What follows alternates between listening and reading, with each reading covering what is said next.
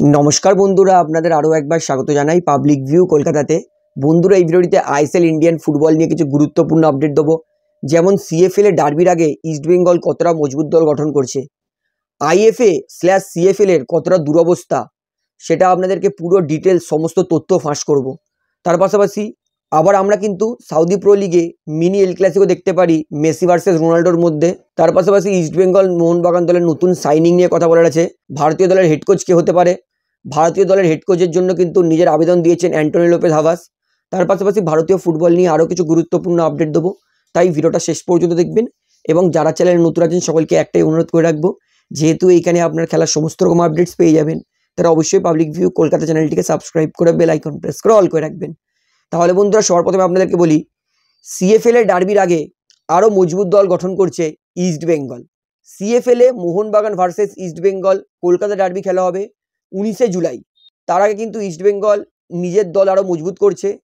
आपातत senior player दिए तारा किन्तु already एकटा प्लेयारके रेजिस्टार करे निয়েছে, এইটা হচ্ছে প্রভাত লাকড়া।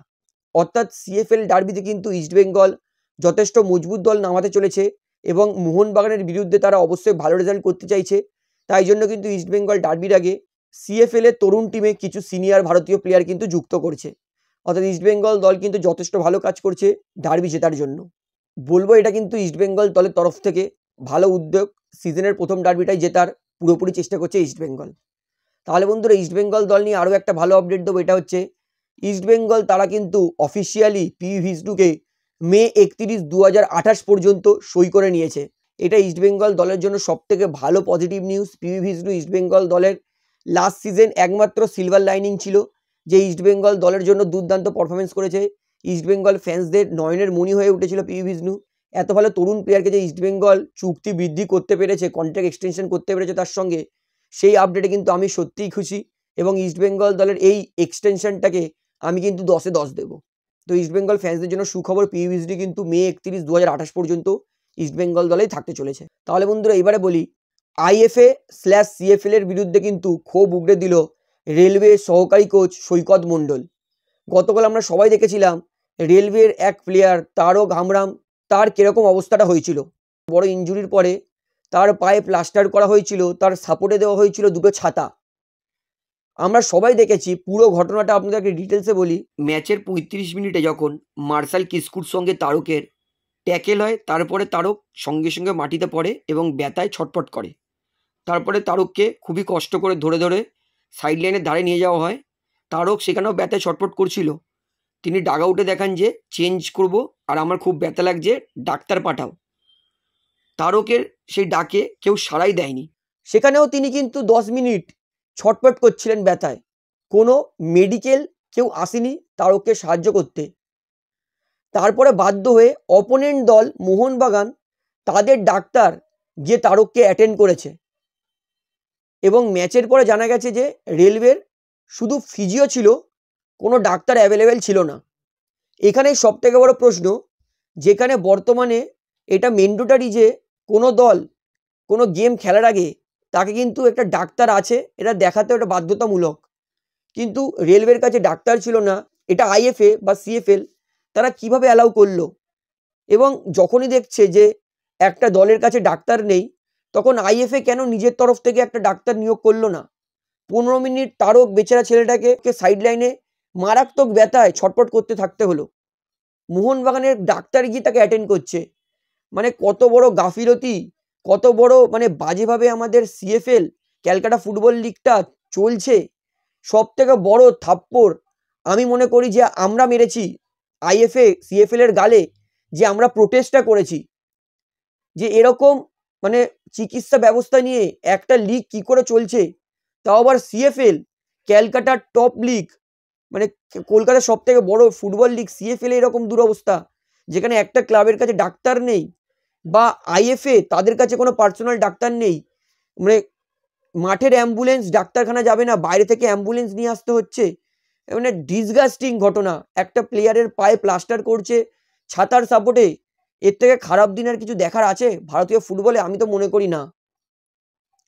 ধন্যবাদ মোহনবাগানের ডাক্তারকে যে তারকের ওই দুরবস্থা দেখে অপোনেন্ট দলের প্লেয়ার হলেও নিজে গিয়ে চিকিৎসা সুস্থতা করে তাকে অন্তত হসপিটালে পাঠাতে হবে সেটা সবাইকে জানিয়েছে।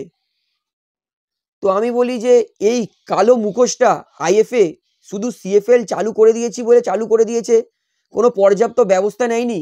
এই ভিডিওটা শেয়ার করে আপনারা সবাইকে জানান। এরপরে কি কোনো বাবা মা এই আপডেটগুলো নিউজগুলো জানার পরে কি ছেলেকে পাঠাবে সিএফএল খেলতে বা ফুটবলার হতে? ফুটবলার এমনি ভয়ঙ্কর খেলা, বডি কন্ট্যাক্ট গেম, কার কখন চোট লেগে যাবে কেউ জানে না, এত মানে রিস্কি খেলা। সেইখানে ডাক্তার নেই বা আইএফএর নিজস্ব কোনো ডাক্তার নেই, চিকিৎসা ব্যবস্থা নেই সঠিক। এর থেকে বড় খারাপ জিনিস আমি মনে করি ফুটবলে, ভারতীয় ফুটবলের জন্য হতেই পারে না। আপনার মতামত কি আমাকে অবশ্যই কমেন্টে জানাবেন এবং অবশ্যই ভিডিওটা শেয়ার করে কিন্তু আইএফএ এর বিরুদ্ধে প্রোটেস্ট করুন এবং আইএফএ কে সিএফএল কে বাধ্য করুন একটা ম্যান্ডেটরি ডাক্তার এবং পর্যাপ্ত অ্যাম্বুলেন্স যাতে রাখে তারা। তাহলে বন্ধুরা বলে রাখি, east Bengal versus BSS sporting CFL এর ম্যাচ কিন্তু ক্যান্সেল খারাপ ওয়েদারের জন্য। কারণ আজকে সকাল থেকে কিন্তু সব জায়গায় পুরো পশ্চিমবঙ্গেই কই বৃষ্টি হচ্ছে, সেই জন্য কিন্তু east Bengal versus BSS sporting এর ম্যাচ কিন্তু ক্যান্সেল করে দেওয়া হয়েছে। তাহলে বন্ধুরা এইবারে বলি, মেসি আর রোনাল্ডো ফ্যান্সদের জন্য সুখবর। কারণ এইবার কিন্তু আমরা সাউদি প্রো লিগে আরও একবার রোনাল্ডো ভার্সেস মেসি সেই কাঁটায় কাঁটায় জমজমাট ম্যাচ দেখতে পারি, মিনি এল ক্লাসিকো। কারণ আমরা সবাই জানি সাউদি প্রো লিগে অলরেডি রোনাল্ডো খেলছে আল নাসার দলে। এইবার যেই আপডেটটা বেরিয়ে আসছে সেটা হচ্ছে লিও মেসি তাকে কিন্তু সই করতে চলেছে আল হিলাল দল। ইন্টার মায়ামিতে আর মেসি থাকতে চাইছে না। মেসি নিজেই সেটা কিন্তু জানিয়েছে যে তিনি অন্য কোনো ক্লাবে যাওয়ার চেষ্টা করছেন এবং মেসিকে কিন্তু সই করার চেষ্টা করছে আল নাসারের রাইভেল দল আল হিলাল।